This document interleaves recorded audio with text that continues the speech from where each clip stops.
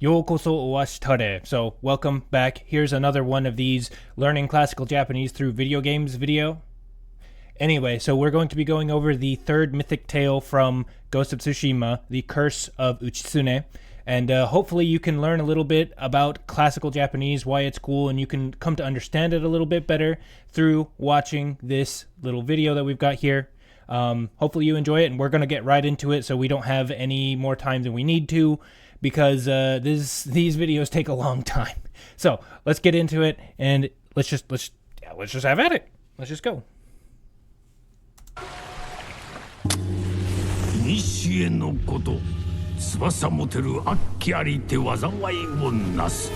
Okay, and real quick, if you have any questions about what this is, there are 2 videos prior to this if you want to see those too. Basically, we're just explaining the classical Japanese sentence by sentence. I'm breaking down everything linguistically, and so it makes a little bit of sense to people who are studying either modern Japanese or classical Japanese, whichever. But yeah, anyway, so getting into the actual subject matter, okay? First word, initié, means ancient times. It's the ancient word for ancient, because to the ancients, there were ancients as well. No is the possessive or the particle that means of. It's kind of like our of in English, except you switch the words that are on either side of the of around. So like, for example, you could say, how do we want to put this? So you can say like in old French or Spanish names, you would have somebody named such and such de or such and such de such and such, right? That means this person of this place. Now, the way they did it in ancient Japan is they had that switched around. So you would say Taira no Masakado. So Masakado of the Taira clan is how you would translate that. But in this instance, the of kind of is just denoting it's of. So initié no koto. So koto is a thing. So it's a thing of the past, a thing of ancients, okay? So that's what no means in this instance. So we're talking somewhere a long, long time ago. Tsubasa, wings. Moteru. So from the root word motsu, which means to hold or to have. And then teru is a conjugation of the verb. So basically what we're doing is we are... This conjugation is kind of like a continuation thing. It's kind of like in modern Japanese, it's kind of like a te iru, if you know that conjugation. But it means in English, the closest thing I can think of is an ing. So it's like holding, having. So tsubasa, wings, moteru, having. But it's in an attributive form because there is a noun that comes after it. Because it's not just that this verb isn't just there ending it, it's describing a thing. So tsubasa moteru, having wings, and then akki. So this is a Chinese loan word.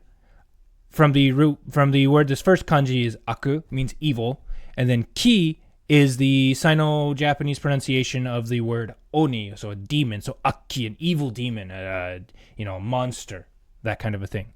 So tsubasa moteru, akki, so a demon, a monster that had wings, a monster having wings, arite. So ari is the classical verb for exist, to be, there is, or there are.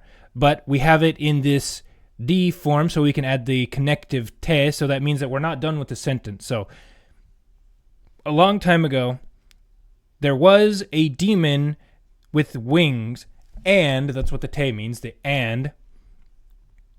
Wazawai is a calamity, misfortune, hardship. O, and then o is the particle, if you know Japanese. O is the particle that denotes that wazawai is the thing that is going to be receiving, the verb that is following, that will be following the o, okay? So wazawai o, nasu. Nasu means to do or to engage in. So he engages in or does wazawai, brings misfortune and calamity. So, a long time ago, there was a demon with wings that brought calamity. Okay, moving on. Okay, dairi. I don't know why it's pronounced this way. I can't tell if it's technically a Chinese loanword. I think it is. But this first kanji means inside, and this second kanji means behind. And so inside, behind, so something hidden from view, essentially.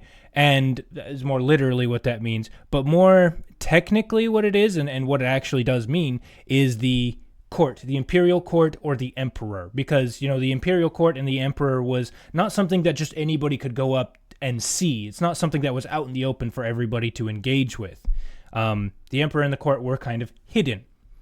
So dairi, so saying that the deity, the court, the emperor. And again, in modern Japanese, you would normally have a wa or a ga that comes after this. But in classical Japanese, we don't do that. We don't need to do that. Why should we do that? We're saying that the deity is the thing that's going to be doing everything that comes next. So, and then Uchitsune. So this is the man's name, Uchitsune. Literally, the first kanji is inside, and tsune is like to pass, I guess you could say. It's a name, though, so it doesn't follow even some of the weirder conventions. It's just names in Japanese are really, really weird, okay? They behave completely differently than you would expect.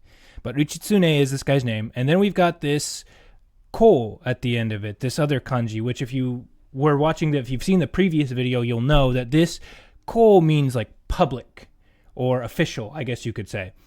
And so it is the official Uchitsune. It's kind of like a modern san or sama in that it functions in many ways like a polite suffix, but it denotes that he was a courtier or a nobleman of some sort, in that he worked for the public. He worked for the emperor. Another word for the emperor was oyake, which is another way of saying this exact same kanji. So Uchitsune ko, so Uchitsune o, again, there's that o, meaning that Uchitsune, this thing that comes before the o, is the thing that is going to be receiving the action that comes after the o, okay? So Uchitsune ko o mesareri, okay? From the root verb mesu, which means to call, to invite is kind of a close term for it, but it is to call or to appoint kind of a thing. It's to summon. That's a good word. To summon. So, o mesareri, okay?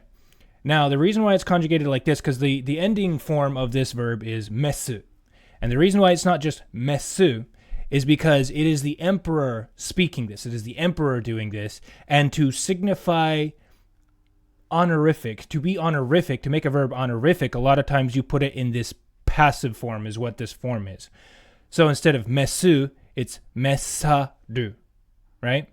But then we take it back kind of like that, like we saw with the tsubasa moteru, we put it in that same form, which is one of its uses is continuation, but another usage is kind of like a past tense almost. It's like you did the thing and then the thing continues, right? So, mesa de, like moteru, instead of motsu, it's moteru. Mesa, instead of mesaru, it's mesa de. And then because it's in the ending form and not the attributive form, it is di instead of ru, okay? So, mesareri. So, the court summoned the official Uchitsune. うちつね神のかごせし弓を持つ東大一の弓取りになる。 All right. So Uchitsune, this is the guy's name again. We don't have a particle, even though we would in modern Japanese usually. Kami, God. Okay, kami means God, is this third kanji here. No, like we said, that's that previous particle that we saw, means of. Okay. Kago. Kago is a Chinese loanword. That means protection. So ka means add and go means protect. So a protectorate, protection. All right, kami no kago. So the protection of the gods, And then seshi. Se comes from the root word su, which just is a general term for to do. It's a general verb for to do. But instead of just saying kago su, which would be the ending form, or I guess you could say the infinitive form in a sense, we put it in this form so we put it in the se, so we can add this shi on the end of it. And shi is kind of like a past tense. Well, it's the attributive form of the conjugation ki. And ki is kind of like a past tense. But we have this shi because we don't want to make it the final form. We want to make it the attributive form because we're describing a thing that comes after it, right? So Kami no kago seshi. So a seshi yumi. Let's get that far. So yumi is a bow. So a bow that did the protection of the gods. It's funny, we're kind of reading the sentence backward to make it sense in English. So a bow that did, or that had, I guess you could say, because oftentimes, especially if you're working with other languages, and especially a language that is so different from English as classical Japanese, to do and to make or to have are all fairly interchangeable in many contexts. So if you're wondering why is it the bow that does the protections of the gods, in English we would translate it as has the protection of gods or with the protection of the gods, but because it's classical Japanese and that word kind of, you can get the idea across in the same way using do. So it's a bow that did the protection of the gods. Okay? And so there's this bow, and then there's that o again, and that's another particle we see a lot. O meaning that this bow that does the protection of the gods is going to be receiving the action that comes afterwards, which is motsu. Okay? And this is actually going to get really confusing because we just had a couple sentences ago, moteru, whereas now it's motsu. And honestly, I'm not entirely sure why they go with these differences. I'm not quite a credentialed expert when it comes to this. But this motsu, for motsu, the verb motsu, the tsu ending is both the ending form and the attributive form. Because in this instance, it's in an attributive form because a thing comes after it. Like it's clearly describing this next thing that comes after it. So let's see, we've got a seshi, attributive form, motsu, attributive form. And that's all the attributive forms. But the reason why it's like this is the simpler version. The earlier version is tsubasa o moteru. I wonder why they would do that. I wonder if because the moteru was almost more of a past tense thing, and because this is more describe... I don't know, actually, quite frankly. But I do know that this is the attributive form of motsu. Okay? And the reason why it's the attributive form is because we've got to dai ichi, which is a Chinese loanword. To meaning that, or I don't know if approximation, but it's pointing to another thing. To dai means era or time period, right? So that time period, ichi, one. That time period, one. So it's the number one whatever of the time, okay? And the number one whatever, the whatever we're talking about, we will learn in just a second. Todai ichi no, so of the number one, so just saying that he was the number one. Yumi tori. So yumi, we've seen bow. Tori means to take. And a yumi tori is literally an archer. So it's a noun. And then nari is the classical Japanese verb for to be, is, are, am. So he is or was, I guess, in this instance, because we don't always in classical Japanese have to literally make everything a past tense. You can say is the best archer of the time, right? And nari, it's not naru, it's nari, because the nari is the ending form of this verb, meaning that we are done with the sentence, okay? So, Uchitsune had a bow, that did the protection of the gods, and, well, actually, let me see. Okay, Uchitsune was an archer, was the best archer of the time that had the bow that did the protection of the gods. So basically, he had a magical divine bow, is essentially what it is. 再び悪鬼こしたれば弓を Oh, hold on. Futatabi akki koshitareba. Okay, so futatabi means for a second time, right? Literally, it's not written like this, like they have a specific kanji for it, but another way you could write it is with the kanji tu, futa, like in futatsu or futari. And then tabi means time, but not time as in like a measurement of time. It means like one time, two times, three times. It's like an instance, one action or one instance of this, and it's something that you can measure out individually, like you do it once or twice or thrice or four times, right? So futatabi, for a second time, akki, the demons, Koshitareba. So kosu means to pass over or to go over, to cross over. So essentially this is another fancy way of saying that for a second time, this demon showed up. It came over from wherever it came from. It crossed over. So ko shi, and we have it instead of ko su, we have it in the shi, so we can add this taru onto it. Well, technically the ending form of that would be tari, which is came over and did. It's kind of like the same conjugation as the previous one we were talking about, the eru, the moteru, or what is it? What was the other one that the emperor did? What was that? But it's like the moteru. Let's just go with that. It's like the moteru. Koshi tareba. So cross came over or was coming over or came over. Koshi tareba. And then we have the tari, and then we put it in the re because we want to add the ba onto it, which makes it conditional, but I guess not.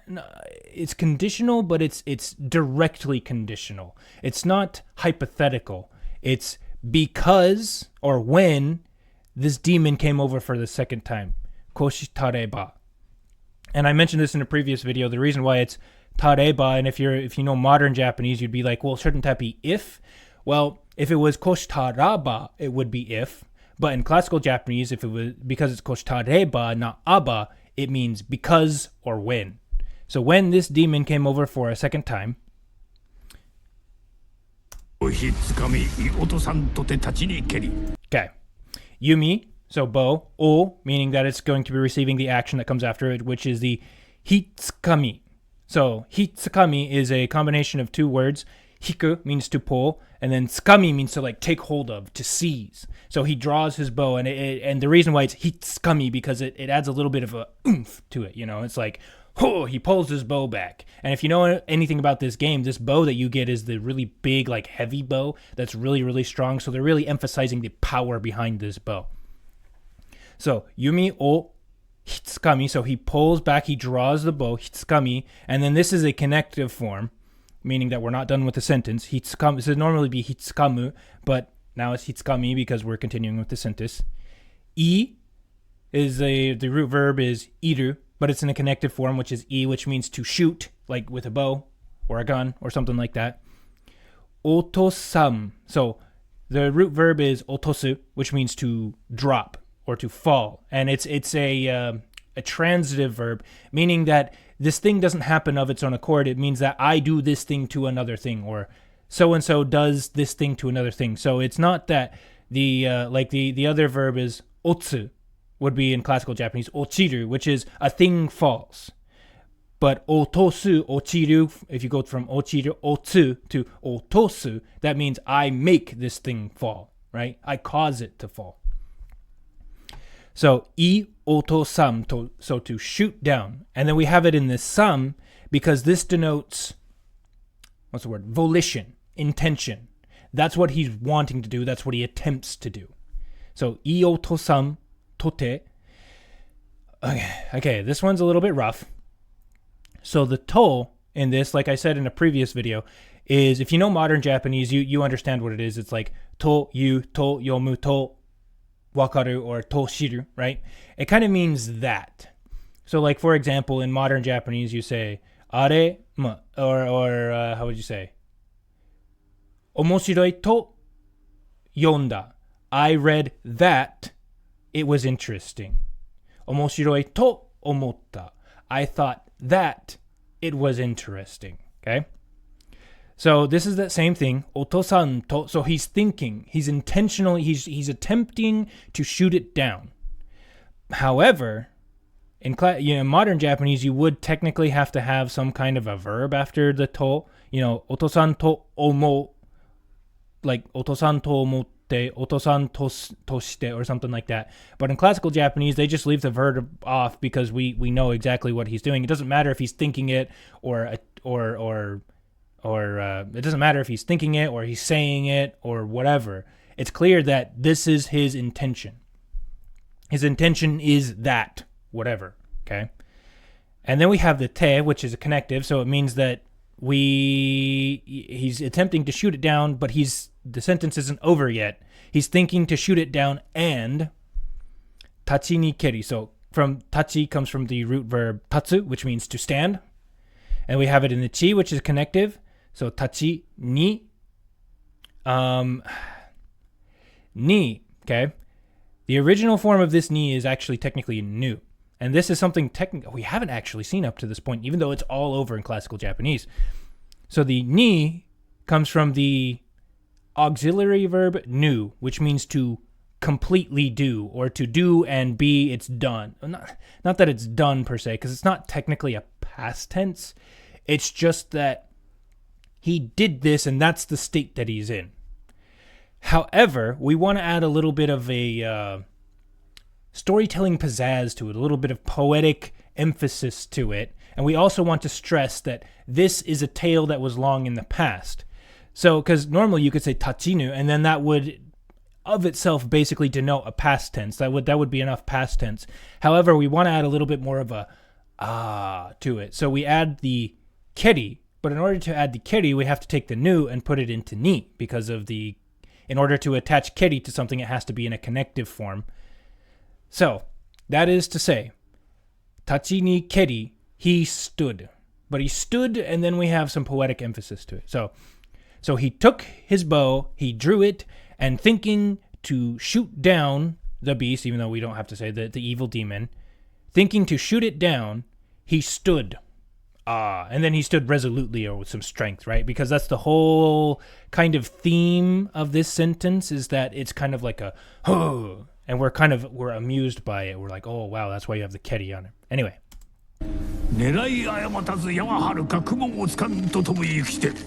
Oh my gosh, this is really long. Okay, so nerai means his aim, to aim, or from the root verb nerao, which means to aim, but in connective form, nerai sugitazu. So sugu means to pass over, or to go beyond, to exceed. Sugitazu. Sugita? Interesting. I've never seen this verb. Excuse me. I've never seen this verb in this form. So sugitazu. So sugitsu, I'm assuming, is the root verb, even though I've never seen this verb like this before. I know sugu, or sugiru in modern Japanese, is to go beyond. So sugitazu means without going beyond. Nerai sugitazu. So without shooting too far. Ya wa. So ya is the arrow.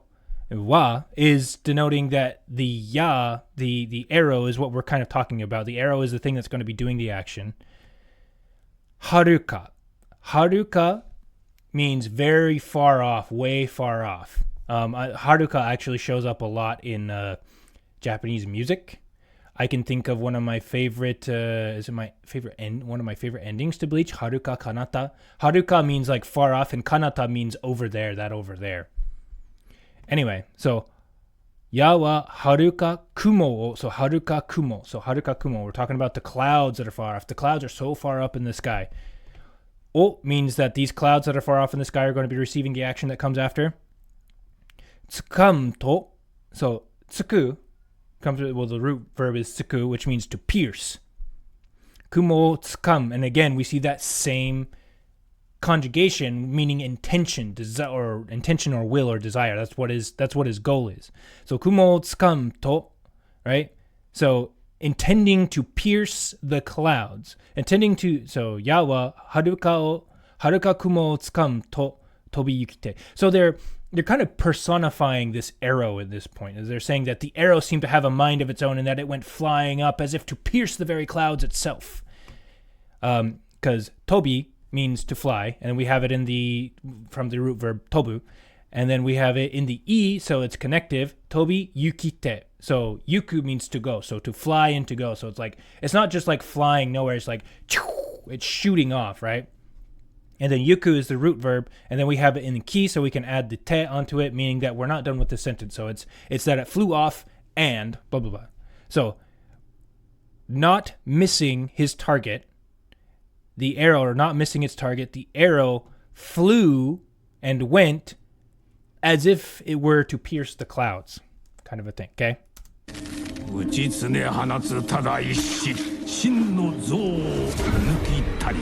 Ooh, very good. Okay, so Uchitsune is the name of the guy. Uchitsune is doing this thing. Hanatsu. Hanatsu means to release, to let go. And it is in an attributive form. hanatsu. And then tada means simply or only in this case. Tada ishi, I think is what they said, ishi. So it means it's a Chinese loanword in this instance. You could say it in Japanese, it'd be hitoya, which means one arrow. Hanatsu tada ishi. So he released only one arrow. And then shin no zo. So shin, another way you can say this is kokoro. So it means heart. But in Japanese, right, if you say the word kokoro, you should never ever think of like the actual physical organ of the heart, okay? Unless it is followed by this other kanji here, this zo, which literally means like innards or guts or whatever the insides, all those organs, right? Shin no zo, so the innard of kokoro, which in this case is the heart, right? So literally the physical heart is what we're talking about. But unless you see that zo, do not associate kokoro with this thing that's in your chest, okay? Because that's not a thing. Kokoro is more like a mind and your ideas, your thoughts, things of that nature. So shin no zo o, so the arrow, which is doing the action. Shin no zo o, and the heart is the thing that's receiving this action that follows. I, there's the I again, which is to shoot. Nuki tari.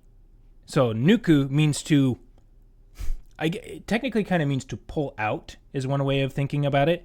But in this case, what it sounds like is that, it struck this demon right in the heart and it passed through it. It pulled, it almost seems like it's saying it pulled it out. O I nuki tari. And then we have the nuku, which is the root verb of to pull out. Nuki, so we have it in this form, so we can add the tari on the end of it. And we did talk about taru a little bit. We had a tareba earlier, but now it's in the ending form, tari. So he shot the heart, pierced through it, and then that was it. It's basically a past tense form. Okay, it's that it was struck, and then that's the condition that it was in following. Continuing.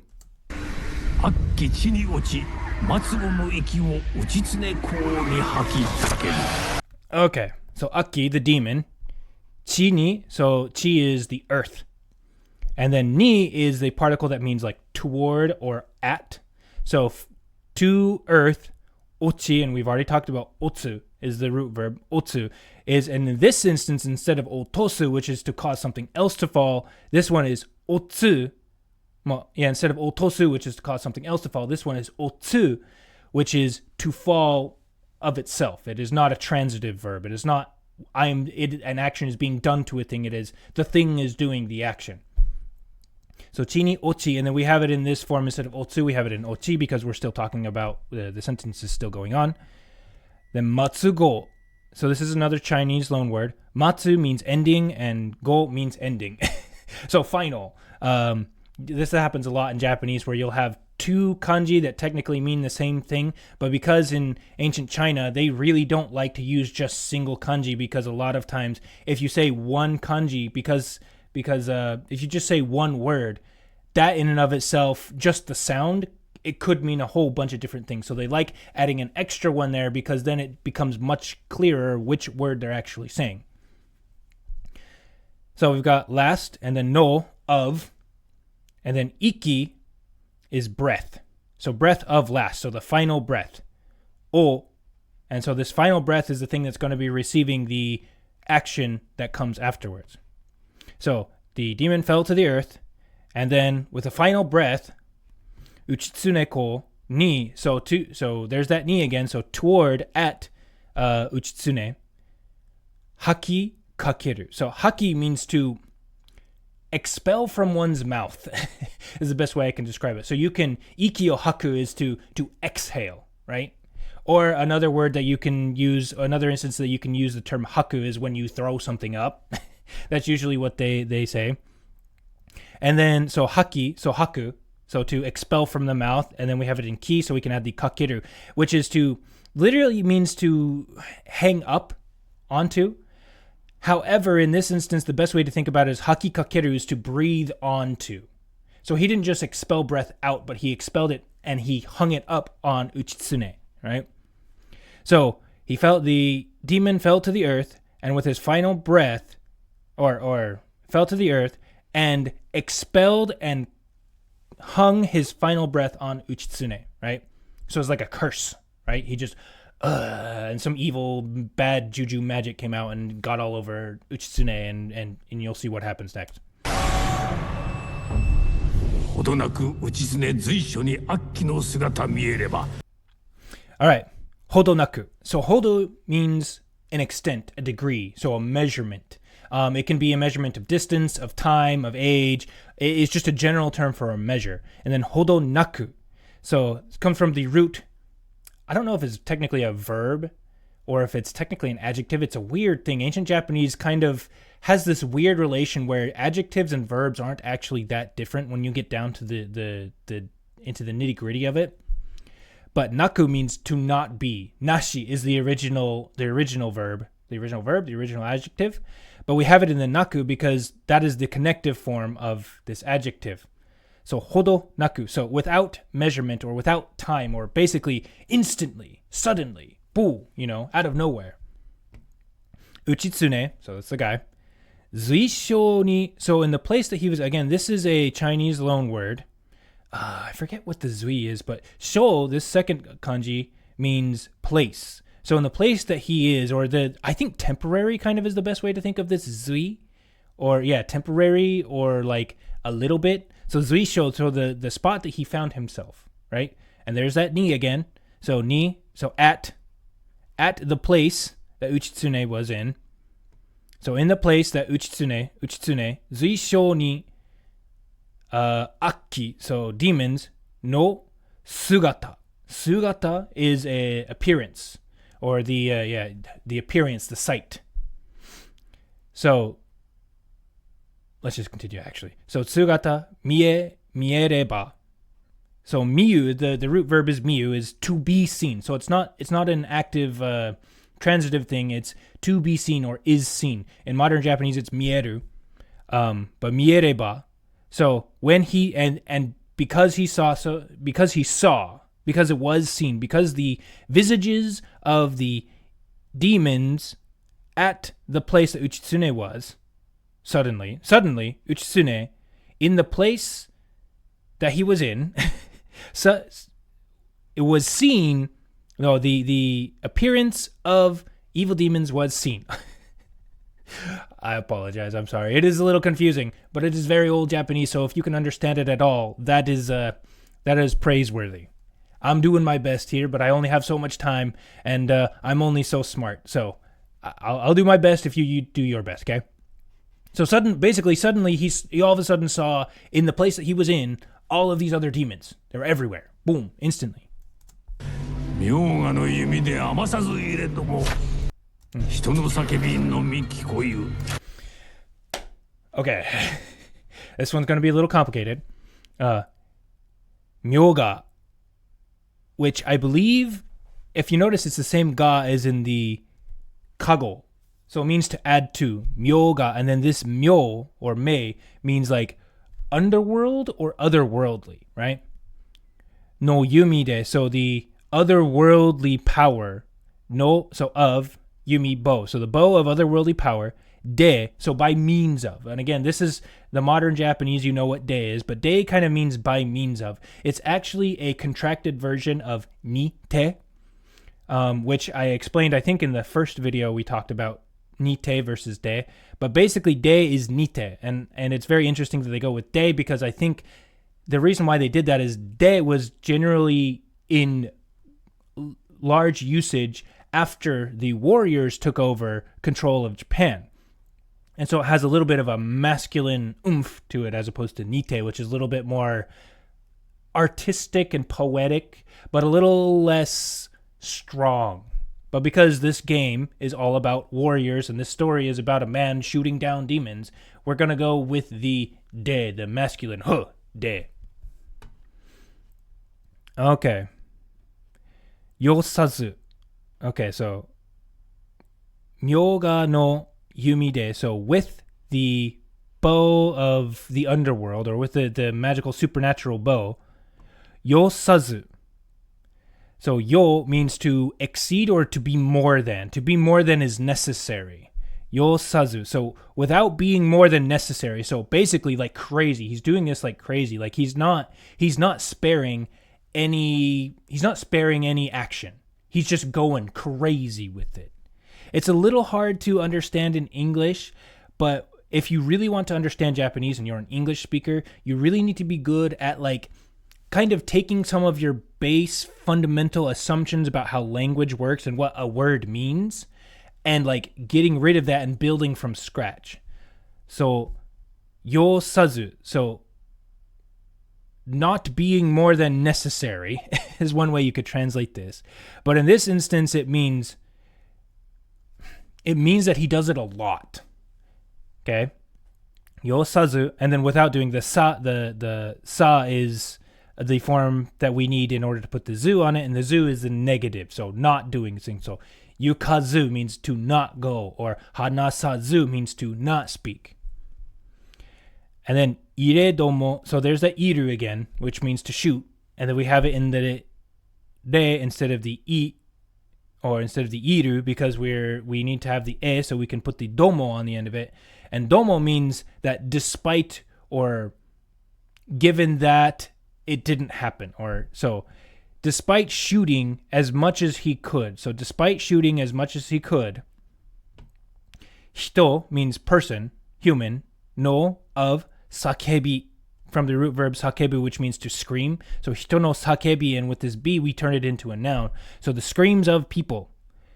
Nomi means only, just that. That's all. That's all there is. There's nothing more than that. And then kikoyu, from the root verb kiku, which means to hear. And then koyu makes it is heard. So in modern Japanese, kikoyu became kikoeru. So basically, with the bow, with the supernatural bow, despite shooting as much as he could, as many of the demons as he could, he only heard the screams of humans. So you can see where this is going. This is not a happy story. All right. Irarudu wa. So again, root verb iru, to shoot. And then we have it in irarudu. Or let's back it up. Iraru would be to be shot. So iru means to shoot. Iraru means to be shot. And then irarudu is the attributive form, because that's technically, there should be between this irarudu and this wa, there should be something like irarudu mono, a thing, the thing, irarudu mono wa, or irarudu, I don't know, irarudu mono. Mono is really the only one that works here, but that's why we don't put the mono in there, because we know what it is. So that which is shot, wa, meaning that which is shot is the thing that we're talking about. Mina, all of them. In modern Japanese, mina means everybody. It's usually only used in conjunction with people, but in classical Japanese, it was used for things a lot more than just people. It just means all. So irarudu wa mina, so all that was shot. Hito, person, human. Nari, as we said, is the is, am, are, is the copula, is what it's called in linguistics. I know a little bit of linguistics, not very much though. So everything that was shot, that which was shot was the people, were people.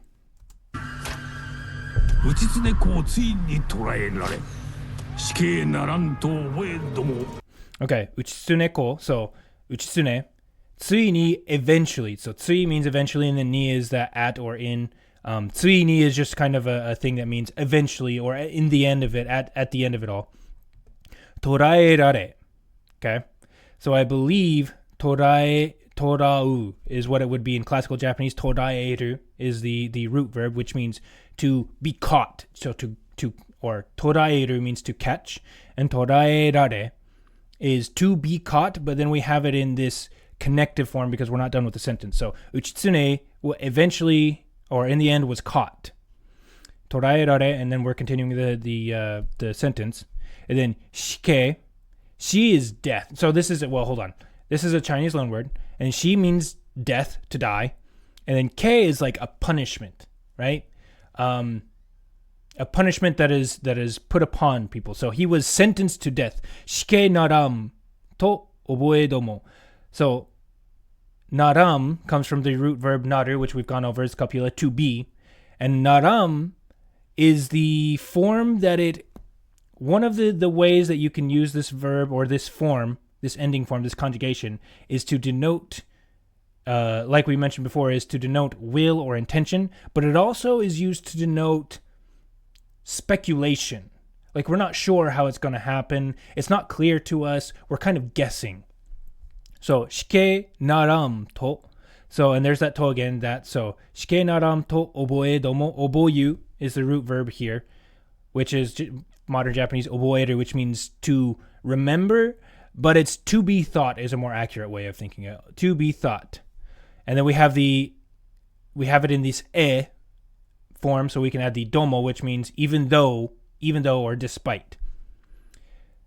So despite it being thought, essentially, despite it being thought that shike naram, it will be executed, that he will be executed. So Uchitsune eventually was caught, and despite people in general, again, we don't need a subject because we already know what we're talking about. So despite it being thought that he would be executed, okay?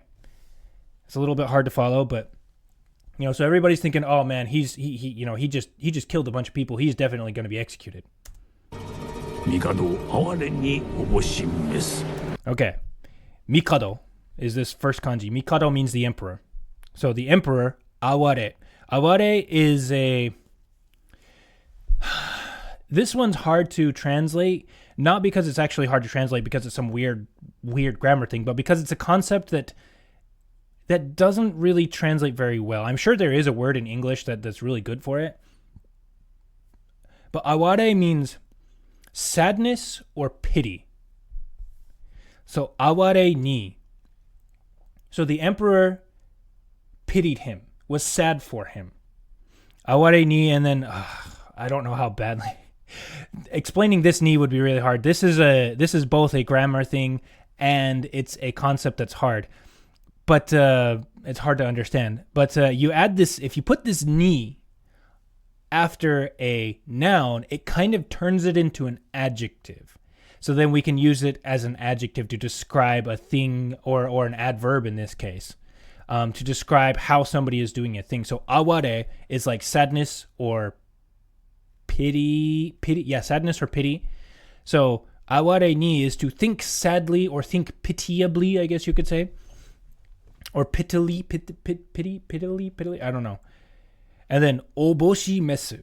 So this first kanji comes from omo, which means to think. But we have to put it in the obosu because obosu is honorific, because we're talking about the emperor here. We can't just refer to him as like some commoner, right? So oboshi, and then mesu, like I said, this mesu means to summon. However, in this case, it's used a lot more metaphorically, or not even metaphorically, but a lot less literally, because, the emperor summons people. When the emperor needs something done, he summons somebody to come over and report or do whatever. So that eventually just kind of became a thing that you would stick on the end of a verb whenever you were talking about the emperor doing something, because that's what the emperor does. And so it kind of became like a very honorific thing. So the emperor pitied him, or thought very honorifically in a pitiable manner. He pitied him, essentially. 内常へ対馬へ流されて幾年の後事切れる Okay. Uchitsune, so Uchitsune. Tsushima, which is the name of the island in the game. Tsushima e, so toward. This is a directional particle. It denotes direction. Tsushima e watasarete. Or nagasarete. Nagasarete. So nagasu, the root verb nagasu means to be flowed, or like to flow water over, or to shoot. Again, this is a conceptual. It's not grammatically hard to translate, but it's conceptually a little bit hard to translate. So you think about, like, if you nagasu something in Japanese, that means you use water to flow it away, to get rid of it, to wash it clean, I guess you could say. So like when you turn on the faucet at your house, you nagasu, mizu o nagasu, you cause the water to flow. And then you can use that to, like, if you have something in your sink, like say you have soap suds o nagasu, you flush them down the drain, right? So we have the nagasu, which means to flow or to flush away. But we have it in this form, nagasaru, is what the root would be. And that makes it passive. So it's not that X flushes Y, it is that Y is flushed by X, right? And X in this case being Uchitsune, and he's being flushed to Tsushima. And nagasarete, and then we have it in the rete instead of nagasaru, we have it in the rete because we're not done with the sentence. So, and literally nagasu means to flush with water or something, to flush with some kind of liquid. But like so many other verbs, so many other ideas in languages, it came to mean something a little more metaphorically. In that nagasu or nagasareru, it means to be exiled, to be gotten rid of, right? So everyone thought that Uchitsune was going to be executed, but instead the emperor felt bad for him, and therefore he banished him to Tsushima, right? Nagasarete. And we have the te because, again, we're not done with the sentence. Ikutose, so several years. Iku means several or an unknown number. Tose means year. No, so of. Nochi, after. So after of several years. So after several years, essentially, is the best way to think about it. But because of how Japanese works, we have to have the no in there. I don't know how to explain that one other than that's just how it is. Deal. And then koto means the thing, but it means a non-physical thing. It means more like an idea or a concept, or the story of. You can kind of think of it that way. So koto kireru. Kiru means to cut, and more metaphorically, it means to end.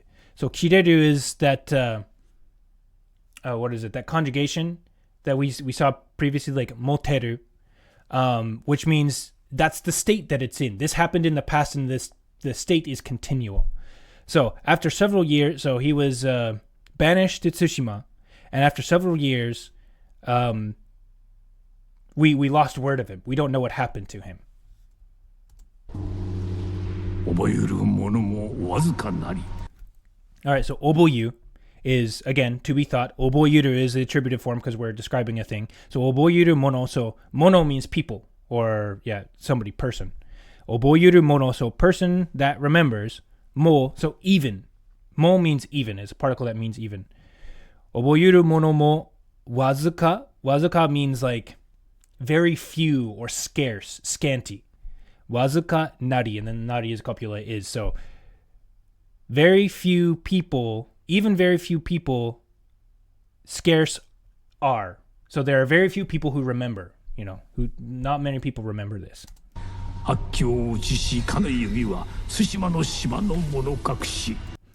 right, Akio Uchi. So again, Aki is the demons. O, demons are receiving the Uchishi. So Utsu means to strike or to hit or to slay. And then we have the Uchi. In the ending form, this would be Uchiki. So it would be the struck. But we have it in the attributive form because we're going to be describing a thing afterwards. So Uchishi. So that struck the demons. That slaughtered the demon. Kano. Kano is a word that means that, right? You can see this in modern Japanese in kanojo, which means that woman, which means her, is kind of how we use it in modern Japanese, kanojo. So, uchishi kano yumi, bow. So, the bow that struck or killed the demon, wa, so that just, the wa denotes that this is the subject of the sentence, that's what we're talking about. Tsushima no shima, Tsushima no shima. So the island of, island, shima is island. Tsushima no of Tsushima. Island of Tsushima. No. There's another no. You're going to learn what no is today. We'll get back to it because it's better to go in reverse. Mono kakushi. So mono is a thing. It's just a thing, but it's a physical thing. It's an actual thing. Then kakusu means to hide. But we have it instead of the kakusu, we have it in kakushi because the kakushi turns it into a noun. So it is a hidden thing. So the hidden thing of, the hidden thing of the island of Tsushima.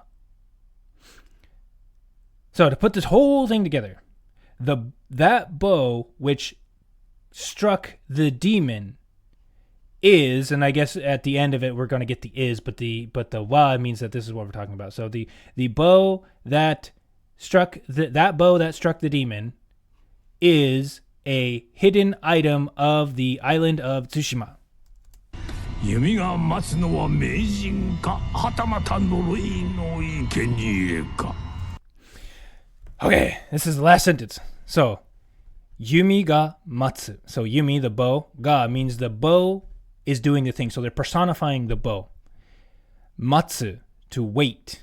I think we did motsu, but matsu is, so there's motsu, which means to have. Matsu means to wait. And we have it in an attributive form. Matsu no wa. Ooh, that's interesting. I don't know why they have the no in there. This is classical Japanese. You don't need the no. But matsu no wa. So the thing that the bow is waiting for. Meijin ka. So this is a Chinese loan word. Mei means name and jin means person. So name person. You're like, what does that mean? Well, Mei, if we get really, really down deep into what the concept of a name is, right? The concept of a name is a thing that you call a people. It's a thing that a person is known for. It's a thing by which you can know a person. So a meijin is a person with a name, a person that has a name, meaning a famous person, right? So the thing that the bow waits for, meijin ka, and then the ka denotes a question or a speculation. So we don't know. Is it the thing that the bow waits for, is it a person, hatamata, or perhaps, on the other hand, I guess you could say hatamata, or perhaps, noroi means a curse, comes from noro, which means to curse, and then noroi turns it into an adjective, or not an adjective, a noun. Noroi, no, there's that no again. Ike nie ka. So ike means living, and nie means sacrifice, so a living sacrifice ka. So, putting it all together, because sometimes it's better to go in reverse. Yumi ga matsu no wa, that which the bow waits for. Meijin ka, is it a person? Or, perhaps, hatamata, a living sacrifice of the curse. The curse is living sacrifice. So, a sacrifice to the curse. Which one is it going to be? I believe that's actually the end of this. Yes. Okay. All right, so hopefully that one was a little bit shorter. Again, it's a little bit confusing. I apologize. I'm still new to this. And I do plan on doing things other than Ghost of Tsushima. Don't worry, there are some other things, and they won't be as long. But for now, I want to get through the Ghost of Tsushima stuff. So if you've been here and you've been studying, you've been watching, I hope you were able to learn some things. I hope you now understand why these things are so cool. Because the thing about classical Japanese is it has, because it's ancient, because it's the language that the Japanese wrote in, the language of literature for centuries, even 1,000 years, more than 1,000 years even, it has a sense of grandeur, a sense of ancient power behind it. Like usually in anime and games, when they have gods, a lot of the time they will speak either completely in classical Japanese or like in quasi-classical Japanese, because it has this air of majesty about it. And that's why I'm really into it, and that's why I like it. So, if you have been listening, I thank you for sticking through to the end with me. This is really complicated. Hopefully, again, you did learn something. Hopefully, you gained appreciation of classical Japanese. And hopefully, we will see you in the future when we come out with another one of these on Ghost of Tsushima. However, again, like I said, I am planning on doing things other than just Ghost of Tsushima. There are several games that I want to go to, and they won't all be so long. So, thank you again, and hopefully, we will see you in the next one. Goodbye.